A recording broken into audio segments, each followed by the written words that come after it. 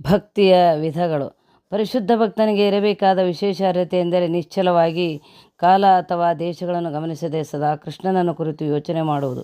ಯಾವ ಅಡೆತಡೆಗಳೂ ಇರಬಾರದು. ಎಲ್ಲೇ ಆಗಲಿ ಯಾವ ಕಾಲದಲ್ಲಿ ಆಗಲಿ ಆತನು ತನ್ನ ಸೇವೆಯನ್ನು ಸಲ್ಲಿಸಲು ಸಮರ್ಥನಾಗಿರಬೇಕು. ಸಾಮಾನ್ಯವಾಗಿ ಭಕ್ತಿಯೋಗಿಗಳು 5 ರೀತಿಗಳಲ್ಲಿ ತೊಡಗಿರುತ್ತಾರೆ. 1ನೆಯದು ಶಾಂತ ಭಕ್ತ, ತಟಸ್ಥನಾಗಿ ಭಕ್ತಿಪೂರ್ವಕ ಸೇವೆಯಲ್ಲಿ ತೊಡಗಿರುವವನು ಎಂದು. 2ನೇದು ದಾಸ್ಯ ಭಕ್ತ, ಅಂದರೆ ಸೇವಕನಾಗಿ ಭಕ್ತಿಪೂರ್ವಕ ಸೇವೆಯನ್ನು ಮಾಡುವವನು ಎಂದು. 3ನೇದು ಸಾಖ್ಯ ಭಕ್ತ, ಸ್ನೇಹಿತನಾಗಿ ಇರುವವನು ಎಂದು. 4ನೇದು ವಾತ್ಸಲ್ಯ ಭಕ್ತ, ಎಂದರೆ ತಂದೆ ತಾಯಿಯ ಭಾವ ಇರುವವನು ಎಂದು.